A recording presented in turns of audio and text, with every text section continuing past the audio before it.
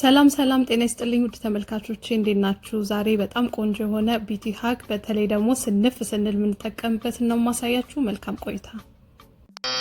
የመጀመሪያ ሃካችን እንግዲህ ከእንቅልፋችን ተነስተን ስንፍ ያለን ቀን ፊታችን እብጥ በሚልበት ጊዜ እንዲሁም አፍንጫችን በሚያብጥበት ጊዜ ምን ማድረግ እንችላለን የሚለው ነው እንግዲህ ማሳያችሁ። በረዶ አዘጋጅቻለሁ። በረዶዬን እንግዲህ እንደምታዩት አይኔ ላይ በደንብ እሽት አደርገዋለሁ። ይሄንን ስናደርግ እብጥ ያለብን ከስር አይናችን በጣም የሚያብጥብን ከሆነ ይሄንን ሁሉ ሪሊፍ እንዲያገኝና እንዲለወጥ ያደርጋል። እንዲሁም አፍንጫችን ጋርም የማበጥ ምልክት ነገር የምናይ ከሆነ በረዶ በጣም ቆንጆ ነውና የምትችሉም ከሆነ የተለያዩ ነገሮች በረዶ ውስጥ በመጨመር ማሳደር ትችላላችሁ። ነገር ግን ይሄ ቪዲዮ እንግዲህ ስንፍ ያለን ቀን ስለሆነ እንደዚህ አድርገን እንጠቀማለን። መላ ፊታችንንም በደንብ አድርጋችሁ ታረጉት። በጣም ቆንጆ ነው። ሁለተኛው ሃካችን ደግሞ ከእንቅልፋችን ስንነሳ በጣም ድብት ይለናልና የተለያዩ ውህዶችን ለመስራት ሬዲ ላንሆን እንችላለን። ስለዚህ ለዛ እንግዲህ በጣም ቆንጆ ይሆናል ብዬ ያሰብኩት ቫይታሚን ኢ ነው። ቫይታሚን ኢ ለቆዳችን በጣም ጠቃሚ እንደሆነ ታውቃላችሁ መቼም። በፈሳሽ መልክም እንዲሁም ደግሞ እንደዚሁ አይነት መልክ ይገኛል ማለት ነው። እንደ ሰፕሊመንት ነገር ነው። በጣም ወፍራም ነው እና ለፊታችሁ ስትጠቀሙት በጣም ጥቂቷ ትንሿ ትበቃችኋለች። እንግዲህ ብዙዎቻችን የሚያስቸግረን አይናችን ስር እንዲሁም ደግሞ ግንባራችን ጋር የተለያዩ የመጨማደድና የድካም ነገር ሊታይበት ይችላል ፊታችን። ስለዚህ ይሄ በጣም ለስንፍ ስንል በቀላሉ እንግዲህ መቀባት የምንችለው ነገር ነው። 10 ደቂቃ ያህል ብናቆየውም በቂያችን ነው። እንደዚህ አድርጎ ያለ ፊት ይሰጠናል ማለት ነው። በጣም ቆንጆ ነው። ተጠቀሙት፣ ሞክሩት። ሶስተኛው ሃክ ደግሞ ሁሉ ጊዜ ስንፍ ስል ከሚያስጠላኝ ነገር ጸጉሬን ማበጠር ነው። በተለይ ደግሞ ሲያያዝ በጣም ነው የሚያናድደኝ።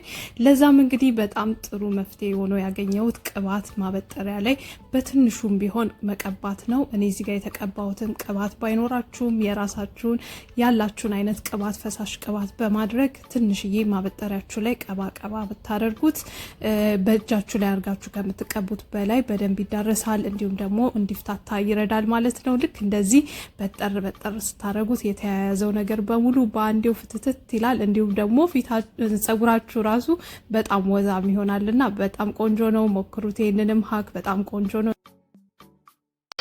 አራተኛ ሃካችን ደግሞ ጸጉራችን ድርቅ ሲልብን በተለይ ደግሞ ጫፍጫፉ በጣም ድርቅ ሲልና ወስ ያጣ ምን ማድረግ እንችላለን የሚለው ነው። ዛሬ እንግዲህ ያው ስንፍ ስንል የምናረገው ነገር ነው። ቅባት በጣም በትንሹ አድርገን እጃችን ላይ አሸት አድርገን እንደዚህ ጫፍጫፉን በደንብ ብናወዛው ቆንጆ የሆነ እንዲሁም ደግሞ ይሄ ድርቅ ያላለ ጸጉር ይሰጠናል ማለት ነው። እንዲሁም ደግሞ ፈሳሽ ቅባት ከሌላችሁ ቫዝሊን መጠቀም ትችላላችሁ። እንዳልኳችሁ በጣም ትንሽ እጃችሁ ላይ በደንብ ወዝ አርጋችሁ ማድረግ ነው። አምስተኛው ሃካችን ደግሞ ከንፈራችንን ሊፕስቲክ ወይም ቻፕስቲክ ከመቀባታችን በፊት በጣም ድርቅ ብሎ ሊሆን ይችላል ከንፈራችን። ደግሞ ስክራብ ለማድረግ እና የተለያዩ ውህድ ለመስራት እንግዲህ ዛሬ የሰነፍ ቀናችን ነው ማለት ነው። ለዚህ ደግሞ ጥሩ መፍትሄ የሚሆነው ቻፕስቲክ ወይም ደግሞ እንደዚህ እንዳይደርቅብን የተሰሩ ቻፕስቲኮች አሉ። እነሱን መጠቀም ትችላላችሁ። እነሱ መጀመሪያ ከሊፕስቲክ በፊት ከንፈራችንን በደንብ እንድንቀባውና ትንሽ እስከሚዋሃድና ከንፈራችን እስከሚያለሰልሰው ድረስ እንጠብቃለን ማለት ነው። ከዛ በኋላ እንግዲህ ባለን ነገር ጠረግ አድርገን በተለይ ደግሞ ማት ሊፕስቲክ የምትቀቡ ከሆነ ቻፕስቲኩን በደንብ ማስለቀቅ ይጠበቅባችኋል። ከዛ በኋላ እንግዲህ ሊፕስቲካችሁን በደንብ ብትቀቡት ፏ ያለ ቆንጆ የሆነ ያልደረቀ ከንፈር ይሰጣችኋል ማለት ነው። በጣም ቆንጆ ነው። ሞክሩት ይሄንንም። ስድስተኛው ሃካችን ደግሞ ፊታችንን ስክራብ ወይም ደግሞ የተለያዩ ክሊንዘር ምናምን ማድረግ በጣም በቃ ድክም ብሎን ስልችት ብሎን ስንፍ ካልን ደግሞ እንደዚህ የተለያዩ የፊት ቅባቶች አሉ። አሁን እኔ የተጠቀምኩት ባዮ ኦይል ነው። የተለያዩ ቦታ ላይ በተለይ ፊታችሁን ስክራብ አርጋችሁ የተለያዩ ነገር ስታረጉለት ፊታችሁ ራሱ ናቹራሊ የማንጸባረቅ ነገር አለው አይደለም? ይሄንን ደግሞ ትሪክ ማድረግ ትችላላችሁ። እንደዚህ በጣም ቆንጆ ነው። ይሄንንም ሞክሩት። ሰባተኛው ሃክ ደግሞ እንደኔ በጣም ቅንድባችሁ ሲነካ ወይም ደግሞ ሲነቀል በጣም የምትታመሙ ከሆነ በተለይ ደግሞ በገመድም እንዲሁም ደግሞ ይሄ ሲነቀልም በጣም የሚያማችሁ ከሆነ ጥሩ መፍትሄ አለ። መጀመሪያ ከማረጋችሁ በፊት እንግዲህ ቅድምም ተጠቅመናል። አይስ ነው። በረዶ እንትናችሁ ላይ ከቅንድባችሁ በታች ላይ በደንብ አድርጋችሁ ቆዳችሁን ናም ማድረግ ነው። ይሄንን ስታደርጉ ቆዳችሁ እንዳይሰማውና እንዲደነዝዝ ታደርጉታላችሁ ትችላላችሁ። ጊዜያዊ ማደንዘዣ ነው ማለት ነው። ከዛ በኋላ እንደ ልባችሁ ቅንድባችሁ መንቀልም ከሆነ እንዲሁም ደግሞ በክርም ከሆነ እንደዚህም እንደማረገው ከሆነ መጠቀም ትችላላችሁ። በጣም ጥሩ መፍትሄ ነው። ይሄንንም ተጠቀሙት። በጣም ቆንጆ ነው። ስምንተኛው ሀካችን ደግሞ ከጆሮአችን ኩክ ለማውጣት የምንጠቀመው ነው ማለት ነው። ይሄንን እንግዲህ ኩክ ማውጫ በጣም ብዙዎቻችሁ ያላችሁ ይመስለኛል። ነገር ግን በእርግጠኝነት እንደዚህ ተጠቅማችሁ የምታውቁ አይመስለኝም። በደረቁ ስታወጡ ብዙ ጊዜ ቆሻሻ የለኝም በቃ ብላችሁ ትታችሁት ይሆናል። ይሄንን ከተጠቀማችሁ በእርግጠኝነት በጣም ብዙ ቆሻሻ ታገኛላችሁ። የማደርገው እንግዲህ ቫዝሊን ነው ማለት ነው። ቫዝሊን ላይ በጣም በትንሹ አድርጌ ጥጡን እነክረዋለሁኝ። ከዛ በኋላ ብዙም እንዳይሆንብኝ በደንብ አድርጌ አዳርሰውና በሁለቱም ሳይድ አድርገውና እጠቀምበታለሁ። ይሄንን ትሪክ ሁላችሁም ልትጠቀሙበት ይገባል ብዬ አስባለሁኝ። እንደዚህ ካዳረስኩት በኋላ ጆሮዬ ውስጥ እየከተትኩኝ በደንብ አድርጌ እንትን ስለው በደንብ ብዙ ኩክ ያወጣላችኋል። በጣም ነው ደስ የሚለው ስታደርጉት ራሱ በደረቁ ከምታረጉት የበለጠ ይሄኛው በጣም ደስ ይላል እና ደግሞ በጣም ነው የምትደነግጡት። ከኔ የወጣ ነው ይሄ ነገር እንዴት ነው ነገሩ ብላችሁ ሁሉ ላታምኑ ትችላላችሁና ሞክሩት። በጣም ቆንጆ ነው፣ ትወዱታላችሁ። ዘጠነኛው ሀካችን ደግሞ እንግዲህ ፊታችን ላይ የተለያዩ ብጉር መሰል ነገር እንዲሁም ደግሞ ይሄ ዋይት ሄድስ የምንለው ነገር አለ ሲወጣብን ይሄን ነገር ላፍርጠው ወይስ ምን ላድርገው ብላችሁ ለተጨነቃችሁ የሚሆን ሀክ ነው ይዤላችሁ የመጣሁት። ይሄንን እንግዲህ ለጥርሳችን የምንጠቀመው ቆሻሻ ለማውጣት የምንጠቀምበት ክር መሰል ነገር አለ። ይሄንን እንግዲህ ለአፍንጫችን እናደርግና አፍንጫችሁ ላይ በተለይ የሚወጡ የተለያዩ ነጫጭ ነገሮችን ለማስወገድ ይጠቅማችኋል ማለት ነው።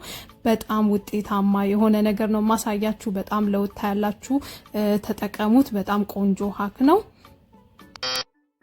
አስረኛው ሀካችን ደግሞ ጸጉራችን ቅባት ሲበዛበት የምናደርገው ነው ማለት ነው። ዛሬ የሰነፍ ቀናችን ነው። መታጠብ አልፈለግንም፣ ሌላ ነገር ማድረግ አልፈለግንም። እንግዲህ መፍትሄው የሚሆነው ቤኪንግ ሶዳ ነው ማለት ነው። ቤኪንግ ሶዳ ለብዙ ነገር እንጠቀመዋለን፣ ለጥርሳችንም ለተለያዩ ነገር እንጠቀመዋለን። ዛሬ ደግሞ ለጸጉራችን ነው የምንጠቀመው። በተለይ ቅባት ብዝት ሲል የመምጠጥ ኃይል አለው ማለት ነው። በትንንሹ እያደረጋችሁ ጸጉራችሁ ላይ በተና አድርጋችሁ እንዲሁም ደግሞ ጸጉራችሁን አሸት እያደረጋችሁ ብታዋህዱትና ከዛ በኋላ ብታበጥሩት ውስጣችሁ ያለውን ላይ ጸጉራችሁ ላይ ያለውን ቅባት የመምጠጥና ጸጉራችሁ የነበረውን ይዞታ እንዲያሳይ ያደርጋል ማለት ነው። በጣም ቆንጆ ነው ቤኪንግ ሶዳ። ይሄም በጣም ብዙ ሰዎች የተጠቀሙበት ሀክ ነው። እንዲሁም ደግሞ በተለያዩ ሱፐርማርኬቶች ደረቅ ሻምፖ ተብለው ታሽገው የሚሸጡ ደረቅ ሻምፖች አሉ። እነሱን ደግሞ ለእንደዚህ አይነት ኬዞች በጣም ቆንጆ ስለሆኑ ገዝታችሁ እንድትጠቀሙ መክራችኋለሁ። 11ኛው ሀካችን ደግሞ ጸጉራችን ብናስተኛው በቃ ዝም ብሎ ቀጥ እያለ የሚያስቸግራችሁ ከሆነ በተለይ ኤሌክትሪክ የያዘው ሰው የሚመስል አይነት የሚሆንባችሁ ከሆነ ጥሩ መፍትሄ ያለው ቫዝሊን ነው ማለት ነው። ቫዝሊንን በጣም ለብዙ ነገር እንጠቀመዋለን። አሁንም ለጸጉራችን እንጠቀመዋለን። በጣም ትንሽዬ ነው የሚያስፈልጋችሁ። ትንሽዬውን ካረጋችሁ በኋላ እጃችሁ ላይ በደንብ ካዋሃዳችሁት በኋላ በጣም በትንሹ ነካ ብታረጉት ጸጉራችሁ ለጥ ይላል ማለት ነው። የሚያስቸግራችሁ ቦታ እየመረጣችሁ እንደዚህ እጃችሁን እያስገባችሁ በደንብ ብታርሱት በጣም ቆንጆ የሆነ ጸጉር ወዙም ያማረ ይሆንላችኋል ማለት ነው። አንዳንድ ሰው ደግሞ ግንባሩ ጋር ነጭ እየሆነ የሚያስቸግረውም አለ። ለእንደዛ አይነትም ነገር መፍትሄ ነው ማለት ነው። 12ኛው ሀካችን ደግሞ ጸጉራችንን ስናበጥረው ቶሎ ለጥ የማይልን ከሆነ በጣም ጥቃቅን ወይም ደግሞ የተሰባበረ ጸጉር ካለን እንግዲህ ጥሩ መፍትሄ ማለት እንግዲህ ጥርስ ብሩሽ ነው ማለት ነው። ጥርስ ብሩሻችሁን ዋናውን እንዳትጠቀሙ መክራችኋለሁ እዚህ ጋር። ነገር ግን ትርፍ ጥርስ ብሩሽ ካላችሁ እንደዚህ አይነት ነገር እያረጋችሁ ፊታችሁን ቤቢ ሄርም ለማስተኛት እንግዲህ መጠቀም ትችላላችሁ። አይ ቲንክ ብዙዎቻችሁ የምታውቁት ይመስለኛል። ነገር ግን ለጸጉራችሁም ለዘላላውም የሚሆን ነገር ነው ማለት ነው። በጣም ቆንጆ ነው። ይሄንንም ሀክ ሁላችሁም እንድትጠቀሙት መክራችኋለሁ። በጣም ቆንጆ ነው። 13ኛው ሀካችን ደግሞ በቃ ዝንጥ ብለን ጨርሰናል ብለን ጸጉራችንን ለማስያዝ ጸጉር ጌጣችን ብንፈልገው የምናጣበት ጊዜ አለ ማለት ነው። ያንን ደግሞ እንግዲህ ለመፈለግም ስንፍ ልንል እንችላለን። እንግዲህ ማድረግ የምንችለው ልክ እንደዚህ ትዊስት አድርገን በመሃል እጃችንን በማሳለፍ ጸጉራችንን ብናሳልፈው እንግዲህ ልክ እንደ ጸጉር ጌጥ እንዳደረገ ሰው ጸጉራችንን በደንብ ትዊስት ሆኖ ይያዝልናል ማለት ነው። ይሄንንም እንድትሞክሩት እመክራችኋለሁ።